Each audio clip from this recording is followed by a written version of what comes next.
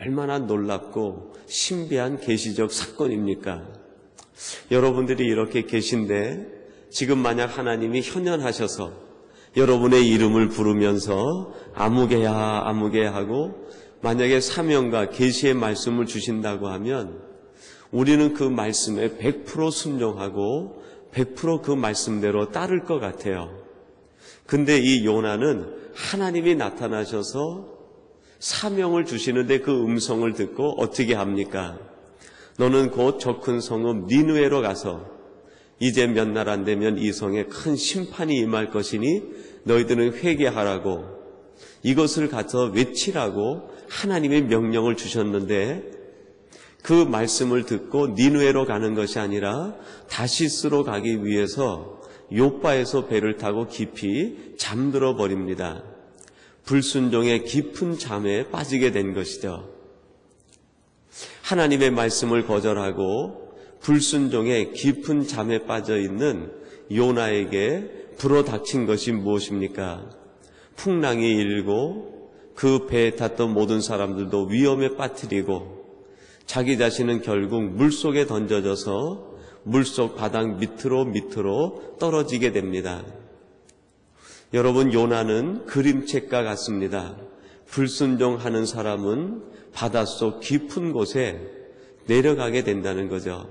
한없이 그의 인생이 불순종하는 삶과 비례하여 가장 낮은 곳으로, 가장 비참한 곳으로 떨어지게 된다는 것입니다. 가장 밑바닥으로 내려갔던 이 요나가 그 순간에 무엇을 결정합니까? 하나님 앞에 기도하면서 순종하기를 결심하고 결단합니다. 하나님, 내가 하나님의 명령대로 순종하겠습니다. 내가 하나님 잘못했습니다. 그럴 때 하나님은 그 요나를 다시 어떻게 만들어 가십니까? 가장 밑바닥에서부터 수면 위로 올라오게 합니다. 하나님께서는 변화된 이 요나를 통해서 하나님의 놀라운 역사와 니느웨 백성들을 구원하시는 하나님의 은총을 베풀어 주셨습니다. 불순종할 때 우리는 밑으로 떨어지지만 순종할 때 하나님은 우리를 가장 존귀하게 하시고 우리를 가장 높은 곳에 두신다는 것입니다. 그래서 하박국 선지자는 그렇게 말합니다. 하나님은 나로 나의 높은 곳에 다니게 하시는도다. 하나님의 말씀에 순종했더니 하나님은 나의 발을 사슴과 같게 해서 가장 높은 곳에 다니게 하시는도다. 그런 고백을 했습니다. 여러분, 아브라함과 롯이 함께 하나님의 말씀을 듣고 하란을 떠나서 가나안을 향해 출발하게 되었습니다. 순종의 길에 섰을 때 둘은 함께 하나님이 약속하신 그 땅을 향해 갈 수 있었지만 중간에 순종하기를 포기했던 롯은 어떻게 됐습니까? 소돔과 고모라에 머물게 되고 결국 그곳에서 가장 비참한 자리에 떨어지게 됩니다. 불순종은 우리를 가장 어려운 곳으로 떨어지게 하지만 순종은 가장 비참한 곳에 있다 할지라도 그곳에서 우리를 존귀한 자리로, 가장 영광의 자리로 올려주는 능력이 있음을 믿으시기 바랍니다. 그래서 하나님은 말씀합니다. 너희들이 어느 때까지 불순종하려느냐? 너희들이 내 말을 거역하면 너희들의 삶은 점점 더 추락하게 될 것이라고 말씀하고 있습니다. 저와 여러분들은 아브라함처럼 변화된 요나처럼 다시 순종의 삶을 살아서 하나님이 주시는 가장 귀한 자리, 영광의 삶, 존귀해지는 여러분의 삶과 생활이 되시기를 주님의 이름으로 축원합니다. 그리고 마지막 세 번째로는 어느 때까지 타협만 하려느냐? 하나님이 주시는 세 번째 탄식의 말씀입니다. 여러분, 11절 말씀을 우리 같이 한번 봉독해 보겠습니다. 11절입니다. 그는 불가하니 너희 남정만 가서 여호와를 섬기라. 이것이 너희의 구하는 바니라. 이에 그들이 바로 앞에서 쫓겨나니라 그랬습니다. 모세와 아론을 바로가 불러서 도대체 너희 하나님이 뭐라고 말씀하시는지 그 이야기를 해보라. 너희들의 요구가 무엇이냐? 그렇게 질문을 했어요. 그랬더니 모세가 대답하기를 우리 하나님 여호와께서 애굽에 있는 히브리 사람들 남녀노소 그리고 그들의 우양을 모두 끌고 나가 광야에 가서 하나님을 섬기고 제사를 지내라고 하는 것, 그것이 하나님의 명령이다. 그렇게 이야기합니다. 그때 모세가 하는 말이 너희들의 얘기가 악하다. 너희들의 얘기가 잘못됐다. 어찌 그 광야에 어린 것들을 데리고 가려고 하느냐? 어린 애들은 놔두고 너희 남성들만 가서 제사를 지내고 오라. 그렇게 얘기를 합니다. 여러분, 바로가 모세를 생각하는 것처럼 얘기합니다. 그 광야 사막이 어떤 곳인데 그곳에 그 어린 애기들을 데려가려고 하느냐? 너희들은 제사를 지내는 것이 아니라 그 어린 애들을 광야에서 죽일 뿐 아니라 너희들은 이 애들을 데리고 완전히 애굽에서 벗어나려고 하는 것이 아니냐? 왜 내 소유된 노예들을 다 끌고 가려고 하느냐? 내가 말하는 것이 악하다. 그러므로 너희들은 다 놔두고 남성들만 가서 너희들 마음대로 제사를 지내고 돌아오라. 그렇게 얘기합니다. 염려해 주는 척하면서 거기에 함정과 올무가 있는 거죠. 비단 너희들이 제사를 지내는 건 내가 막지 않겠다. 제사를 지내되 너희 남자들만 가라. 지금 이 사회가 어떤 사회냐? 가부장적 사회인데 가부장적 사회에서 가장이 대표가 되니까 가장만 가서 제사를 지내고 돌아와도 너희 모두가 가서 제사를 지내고 온 것과 같지 않느냐? 여러분, 여기에서 바로가 내놓는 타협안이 무엇입니까? 사회적 분위기와 타협을 하라는 것입니다. 지금은 가부장적 시대니까 이 사회적 분위기와 타협을 해서 하나님이 말씀하시는 그것은 사회적으로 타당하지 않으니까 남성들만 가서 제사를 지내고 와도 너희 모든 가족들이 가서 제사를 지내고 오는 것과 같지 않느냐. 그리고 또 하나는 제사를 지내고 다시 애굽으로 돌아와라. 제사 한번 드리면 됐지 너희들이 애굽을 완전히 떠날 필요가 무엇이 있느냐.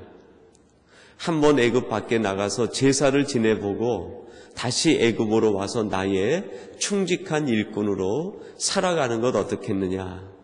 아주 교묘한 타협안을 내놓습니다. 어린 것들을 생각하라.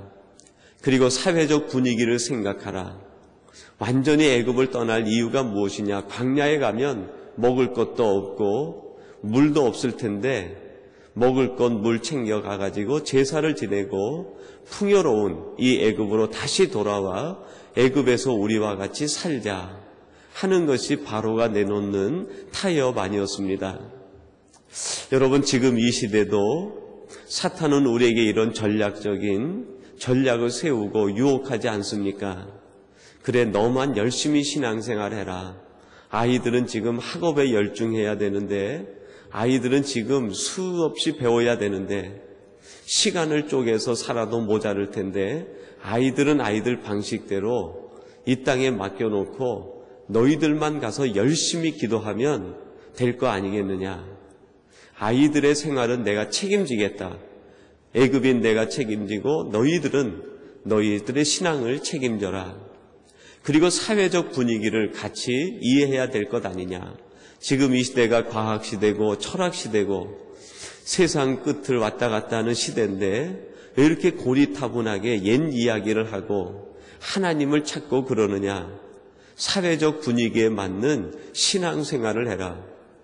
종교도 좀 다원주의적으로 신식으로 철학적으로 믿을 수 있지 않느냐. 왜 그렇게 예수만 고집하고 십자가만 고집하고 보혈의 공로만 고집하느냐. 그것은 구시대의 신앙이니까 이제 좀 현대식으로 사회적 분위기에 맞는 신앙생활을 해야 되지 않느냐. 너희들이 가부장이니까 너희가 대표로 신앙생활하고 그것으로 만족할 수 있지 않느냐. 세상은 자꾸 우리들에게 이러한 유혹을 합니다. 여러분, 그럴 때 우리는 어떻게 해야 됩니까? 그 자리를 박차고 일어나서 다시 우리는 하나님 품에 나가 하나님이 원하시는 온전한 신앙생활이 무엇인지, 하나님께서 내게 원하시는 온전한 말씀의 내용이 무엇인지 그것을 깊이 묵상하고 하나님의 뜻에 온전한 삶을 살고 신앙을 영위해 나가야 될 것입니다. 여러분, 진정한 재앙은 무엇입니까? 메뚜기 떼가 몰려와서 애굽에 있는 모든 식물들을 먹어치우는 것이 아니라 하나님의 말씀을 거절하는 것, 하나님이 주시는 신앙생활대로 온전히 하지 못하고 적당히 타협하는 것이 진정한 재앙 아니겠습니까? 그래서 여러분, 하나님께서는 오늘 이 재앙에 대한 말씀들을 모두 다 기록했다가 누구에게 들려주라고 얘기합니까? 너희 이스라엘 백성 자손들에게 이 모든 말들을 전부 들어서 그들에게 알려주라고 얘기합니다. 이것이 너희들에게 표징이 되고 여호와가 어떤 분인지 너희 이스라엘 백성들이 알아야 된다. 그래서 이 재앙에 대한 말씀들을 모두 기록하라고 하나님께서 모세에게 명령을 했습니다. 그 명령에 따라 모세가 기록해서 들려준 말씀이 오늘 지금 우리들이 읽는 이 하나님의 말씀이죠. 하나님은 우리들에게 이 말씀을 듣기를 원하셨습니다.